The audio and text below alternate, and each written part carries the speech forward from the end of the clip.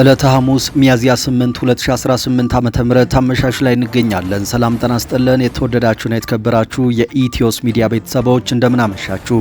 እነሆ ከተለያዩ ታማኝ የመረጃ ምንጮች የደረሱንን ሰበር ዜናዎች ይዘን ቀርበናል። በቅድሚያም አርዕስተ ዜና። በአማራ ምድር በአገዛዙ ጦርና በፋኖ ኃይሎች መካከል የሚደረገው የፊት ለፊትና የጨበጣ ውጊያ ዛሬም ተጠናክሮ ቀጥሏል። በራያ ግንባር ካለፉት 2 ቀናት ጀምሮ በተደረገ ከባድ የጨበጣ ውጊያ ፋኖ ስኬታማ የሆነ የጸረ ማጥቃት እርምጃ በመውሰድ አንጸባራቂ ድል ተቀዳጅቻለሁ ብሏል። በራያ ቆቦ በዋጃና ጥሙጋ ግንባሮች የተጀመረው ውጊያው አድማሱን አስፍቶ በበርካታ ግንባሮች ያገዛዙ ኃይል ላይ ከባድ ኪሳራ ማድረሱም ነው የተነገረው። ይህ በእንዲህ እንዳለ በርካታ ያገዛዙ ወታደሮችና አመራሮች ወደ ፋኖ እየገቡ መሆኑም ተነግሯል። በዝርዝር መረጃችን አካተነዋል፣ ተሰሙታላችሁ። ጭምብል የለበሱ ሰዎች የአዲስ ስታንዳርድ ማኔጂንግ ኤዲተርን ከቢሮው አግተው መውሰዳቸውን ሚዲያው አስታወቀ። የአዲስ ስታንዳርድ ሚዲያ ባልደረባ የሆነው ጋዜጠኛ ሚሊዮን በየነ ትናንት ሚያዝያ 7 2018 ዓ.ም ረፋድ 4 ሰዓት ከ40 አካባቢ ማንነታቸው ባልታወቁና ሲቪል በለበሱ አካላት ከመኖሪያ ቤቱ ተወስዶ የደረሰበት አለመታወቁን ሚዲያው አስታውቋል። እነዚህ ግለሰቦች ጋዜጠኛ ሚሊዮንን ለጥያቄ ትፈለጋለህ ካሉት በኋላ ወዳልታወቀ ስፍራ ይዘው ሄደዋል ያለው ሚዲያው የደህንነት ካሜራ ምስል እንደሚያሳየው በርካታ ሲቪል ልብስ የለበሱ ግለሰቦች በጥቂት ደቂቃዎች ውስጥ ተከታትለው ወደ ህንጻው ሲገቡ ይታያል ብለዋል። በጉዳዩ ዙሪያ የወጣ ዝርዝር መረጃም አለ፣ ተሰሙታላችሁ። ቴዲ አፍሮ ስላለው ተወዳጅነትና ስላካበተው ስምና ዝና ብዙ የሚያጠያይቅ ነገር የለም ሲሉ አቶ ጌታቸው ረዳ ምስክርነታቸውን ሰጡ። ቴዎድሮስ ካሳሁን ቴዲ አፍሮ በኢትዮጵያ የኪነ ጥበብ ታሪክ ውስጥ ስላለው ጉልህ ስፍራና ተወዳጅነት ብዙዎች ይስማማሉ። በአንድ ወቅት የጠቅላይ ሚኒስትሩ የምስራቅ አፍሪካ ጉዳዮች አማካሪ ሚኒስትር አቶ ጌታቸው ረዳ በአዲስ ነገር ጋዜጣ ላይ ስለ ቴዲ አፍሮ የሰጡት ይህ እውነተኛና ሚዛናዊ ምስክርነት የጥበበኛውን ከፍታ ቁልጭ አድርጎ የሚያሳይ ነው። ጌታቸው ረዳ ስለ ቴዲ ምን አሉ? በዝርዝር መረጃችን ይዘነዋል። በበርካታ የሙዚቃ አፍቃሪያን ዘንድ በከፍተኛ ጉጉት ሲጠበቅ የነበረው የታላቁ የጥበብ ሰው ቴዎድሮስ ካሳሁን ቴዲ አፍሮ 6ኛ የሙዚቃ አልበም ኢትዮሪካ ዛሬ ሚያዝያ 8 2018 ዓ.ም በይፋ ተለቋል። ድምፃዊው ይህንን አዲስ ስራውን በሀገሪቱ በተለያዩ ጊዜያት በማንነታቸው ምክንያት ጥቃት ለደረሰባቸውና ለተፈናቀሉ ንጹሃን ኢትዮጵያውያን መታሰቢያ እንዲሆን አበርክቶታል። በዝርዝር መረጃችን ስለ ዘፈኖቹ አንዳንድ መረጃዎችን ይዘናል። የአሜሪካ መከላከያ ሚኒስትር ኢራን የማትስማማ ከሆነ ዳግም ጥቃት እንደሚጀመር አስታወቁም። የአሜሪካ መከላከያ ሚኒስትር ኢራን ከስምምነት ላይ የማትደርስ ከሆነ የአሜሪካ ጦር የማጥቃት ዘመቻ ለመጀመር ዝግጁ መሆኑን አስታውቀዋል።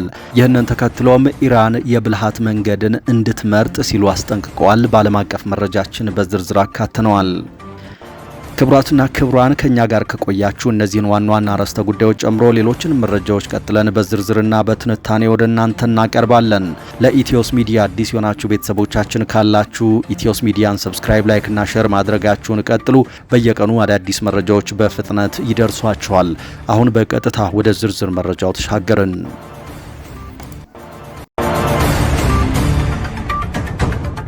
በአማራ ምድር በአገዛዙ ጦርና በፋኖ ኃይሎች መካከል የሚደረገው የፊት ለፊትና የጨበጣ ውጊያ ዛሬም ተጠናክሮ ቀጥሏል።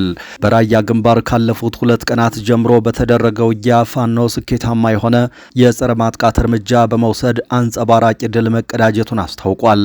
በራያ ቆቦ በዋጃና ጥሙጋ ግንባሮች የተጀመረው ውጊያው አድማሱን አስፍቶ በበርካታ ግንባሮች ያገዛዙ ኃይል ከባድ ኪሳራን የተከናነበበት፣ በአንጻሩ ፋኖ በልዩ የጦር ሳይንስና ጀግንነት የድሉ ባለቤት የሆነበት ትንቅንቅ ተካሂዷል። በቀጠናው በተከፈተው ውጊያ ፋኖ ከመከላከል ወደ ማጥቃት ተሸጋግሮ አገዛዙን አሽመድምዶ ድል መቀዳጀቱን ይፋ ያደረገው። በሌላ በኩል በጎጃም ግንባር የጁቤ ፋኖን በከበባ ለማፈን የተንቀሳቀሰው ያገዛዙ ኃይል በእጅ አዙር ከባድ ኪሳራ እንደደረሰበት ተነግሯል።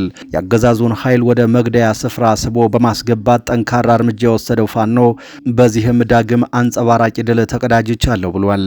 በውጊያው ከአየር መቃወሚያ ጀምሮ በመድፍና በሞርተር የታጀበው ያገዛዙ ኃይል የታጠቀው መሳሪያ ከፋኖ አፈሙዝ ሳይታደገው ቀርቷል።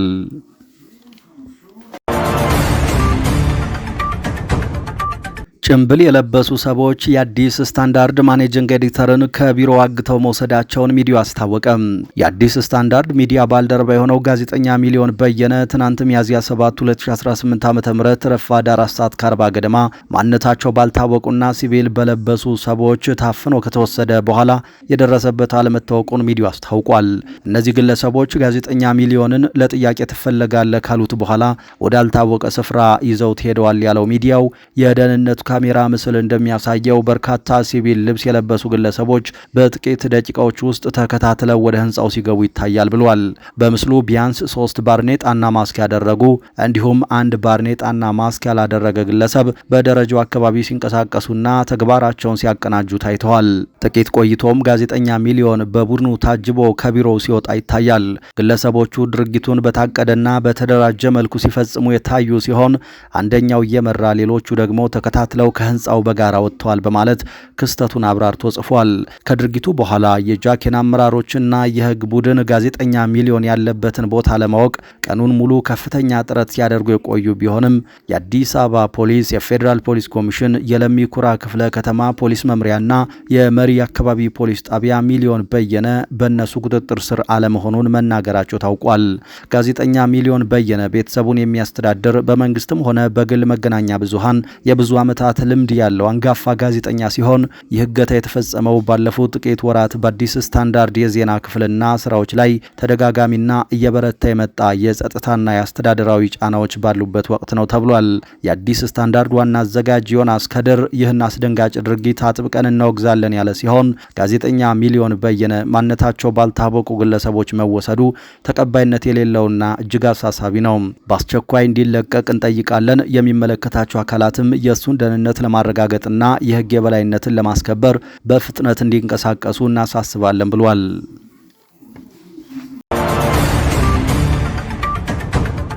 በበርካታ የሙዚቃ አፍቃሪያን ዘንድ በከፍተኛ ጉጉት ሲጠበቅ የነበረው የታላቁ የጥበብ ሰው ቴዎድሮስ ካሳሁን ቴዲ አፍሮ 6ኛ የሙዚቃ አልበም ኢትዮሪካ ዛሬ ሚያዝያ 8 ቀን 2018 ዓ.ም በይፋ ተለቋል።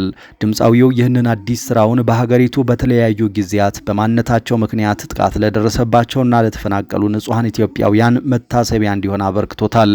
ቴዲ አፍሮ ከአዲሱ አልበሙ ሽፋን ጋር ባጋራው ይፋዊ መልእክት ላይ እንዳሰፈረው አልበሙን ግፍ ለደረሰባቸው ወገኖች መጽናኛና መታሰቢያ እንዲሆን አስቧል።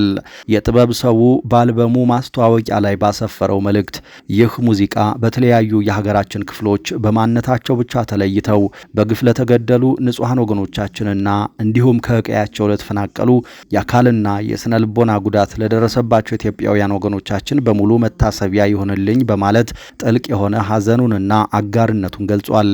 ይህ ኢትዮሪካ የተሰኘውና ጥቁር አፍሪካዊነት በሚያጎላ አርማ ሎጎ ያሸበረቀው 6ኛው አልበም የህዝብን የልብ ትርታ በማዳመጥና ወቅታዊ ሀገራዊ ስሜቶችን በዜማ በማዋዛት የሚታወቀው ቴዲ አፍሮ ዳግም ወደ ሙዚቃው መድረክ የደመቀበት ትልቅ ስራው ነው። የጥበብ ሰቡን መልእክት ተከትሎም በርካታ አድናቂዎቹ ለሰብአዊነት ያለውን ተቆርቋሪነት በማድነቅ ላይ ይገኛሉ።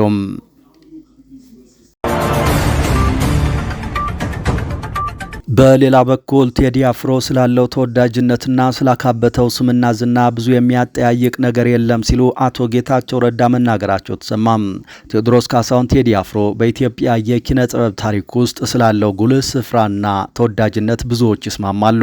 በአንድ ወቅት የጠቅላይ ሚኒስትሩ የምስራቅ አፍሪካ ጉዳዮች አማካሪ ሚኒስትር አቶ ጌታቸው ረዳ በአዲስ ነገር ጋዜጣ ላይ ስለ ቴዲ አፍሮ የሰጡት ይህ እውነተኛና ሚዛናዊ ምስክርነት የጥበበኛውን ከፍታ ቁልጭ አድርጎ የሚያሳይ ነው።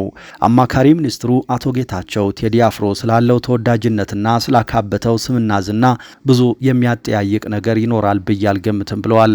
በእርግጥም በአጭር ጊዜ ውስጥ ባደረገው የግል ጥረት አሁን ያለበት ደረጃ ላይ የደረሰ ነው። ለሌሎች በመሰል ሙያ ላይ የመሳተፍ ዝንባሌ ላላቸው ወጣቶች ሊያስተላልፈው የሚችለው በርካታ ቁም ነገር እንዳለም አይካድም ብለዋል።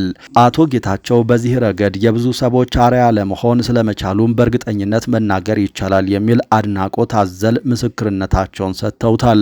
አቶ ጌታቸው እንዳሉትም አንድ የጥበብ ሰው በራሱ ጥረት ትጋትና ተሰጥኦ የትውልድ አርአያ መሆን እንደሚችል ቴዲ አፍሮ ሕያው ማሳያ ነው።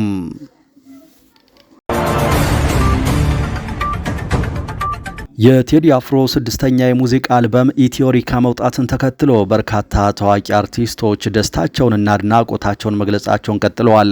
ከነዚህ መካከል ተወዳጁ ድምፃዊ እሱባለው ይታየው የሺ አንዱ ሲሆን ለቴዲ አፍሮ ያለውን ጥልቅ አክብሮትና በልቡ ያስቀመጠውን ትዝታ አጋርቷል።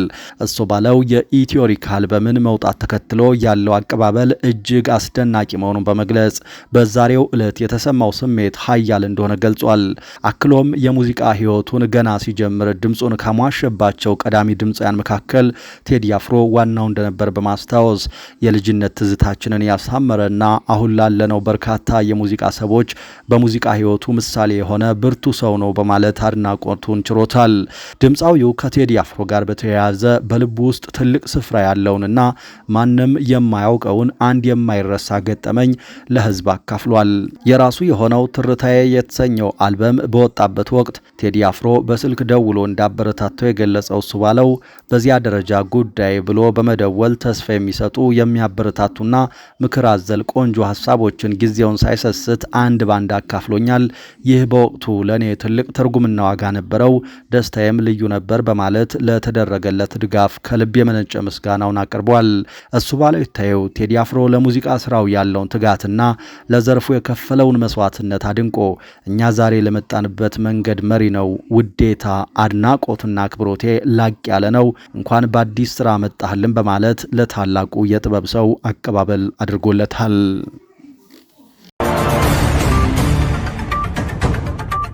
የአሜሪካ መከላከያ ሚኒስትር ኢራን የማትስማማ ከሆነ ዳግም ጥቃት እንደሚጀመር አስጠነቀቁ።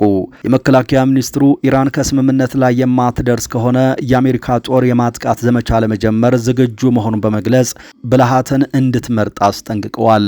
የአሜሪካ መከላከያ ሚኒስትር ፔግ ሄግሴትና የፔንታጎን የጋራ ወታደራዊ አዛዦች ሊቀመንበር የሆኑት ጄኔራል ዳን ኬን እንዲሁም የአሜሪካ ማዕከላዊ እዝ አዛዥ አድሚራል ብራንድ ኩፐር ዛሬ በጋራ መግለጫ ሰጥተዋል።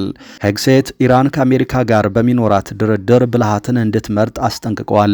ሚኒስትሩ ጦሩ ማንኛውንም ትዕዛዝ መሳሪያውን አቀባብሎና ለመሄድ ዝግጁ ሆኖ እየጠበቀ መሆኑን አሳውቀዋል። ኢራን የኒውክሌር ጦር መሳሪያ እንዳይኖራት እንደምታረጋግጥ የገለጹት ሄግሴት ይህም በጥሩ መንገድ ወይም በከባድ ሁኔታ እንደሚከናወን ተናግረዋል። ሚኒስትሩ በሆርሙዝ ወሽመጥ ላይ የጣሉትን እገዳ የአሜሪካ ጦር ከ10 በመቶ ባነሰ አቅሙ ተግባራዊ እያደረገ መሆኑን ተናግረዋል። አክለውም ኢራን የንግድ መርከቦች ላይ ጥቃት ለመፈጸም መዛቷን ጠቅሰው ይህ ቁጥጥር ሳይሆን የባህር ላይ ውንብድና ነው ብለዋል። ጀነራል ኬን ሚኒስትሩ ያሉትን አጠናክረው የአሜሪካ ጦር የማጥቃት ዘመቻውን ለመቀጠል በቅጽበቶች ትዕዛዝ ውስጥ ዝግጁ መሆኑን ተናግረዋል። አሜሪካ በሆርሙዝ ወሽመጥ ላይ በጣለችው የእንቅስቃሴ ገደብ እስካሁን ድረስ 13 መርከቦች እንዲመለሱ ሲነገራቸው በመመለስ ብልህ ውሳኔ መወሰናቸውን ተናግረዋል። አሜሪካ ተጨማሪ የባህር ኃይል መርከቦችን ማሰማራት እንደማያስፈልጋትም ጠቅሰዋል። አድሚራል ኩፐር በበኩላቸው አሜሪካ የተኩስ አቁም ጊዜውን ስልቶቿንና ብልሃቶቿን ለማስተካከል እየተጠቀመችበት መሆኑን ተናግረው ከእስራኤል የተሻለ ወዳጅ በቀጠናው ላይ የለም ብለዋል።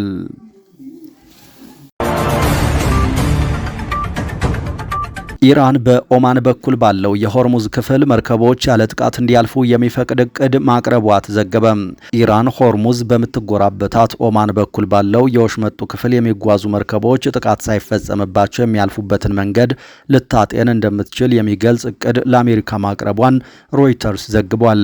አሜሪካና እስራኤል ከከፈቱት ጦርነት ዋነኛ አጀንዳ ከሆኑ ጉዳዮች አንዱ በኢራን የተዘጋው የሆርሙዝ ወሽመጥ ነው።